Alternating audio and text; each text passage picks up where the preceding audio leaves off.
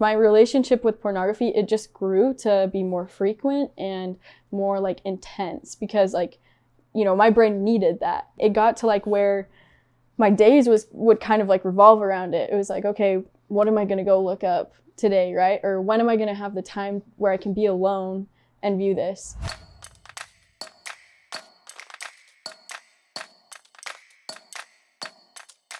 My name is Madi Davis.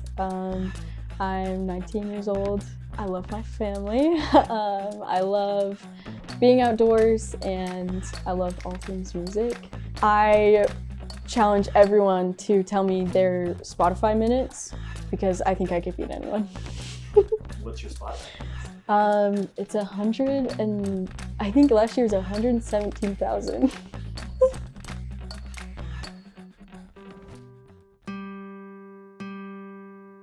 So I was 13 when I first found pornography.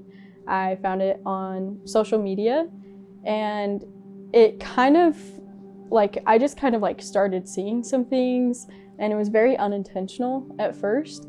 And then it just moved into this curiosity and started just viewing it more and more.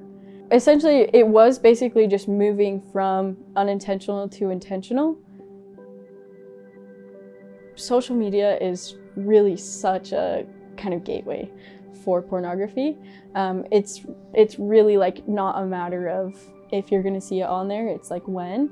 And I didn't understand that when I was 13 years old. I would see things and they were things that I hadn't really understood before. I had had the talk and stuff, but I was like, I don't know what this is. And then I ended up Googling things and it was just this whole new world. And there were so many different feelings surrounding that. It was kind of scary.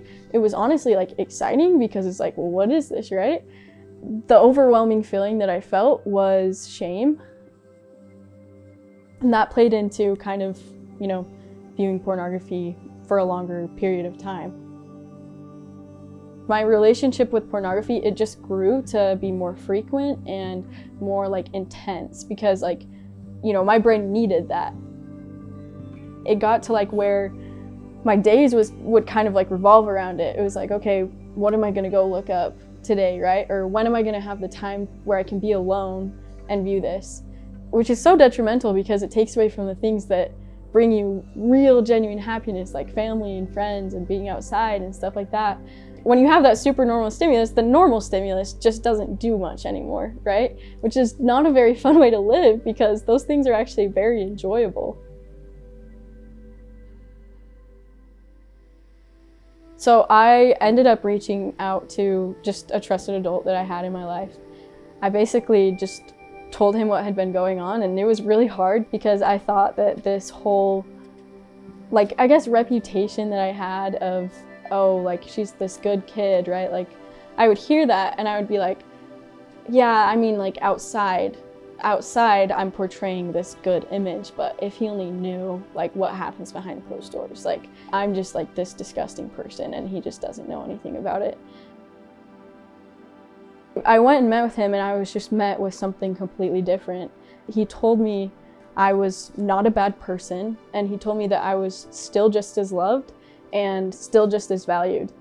It was cool that I was able to hear those kind of formed in I am statements, because I think a lot of times that's what pornography wants to do, is take away from the identity part of it and tell you what you are.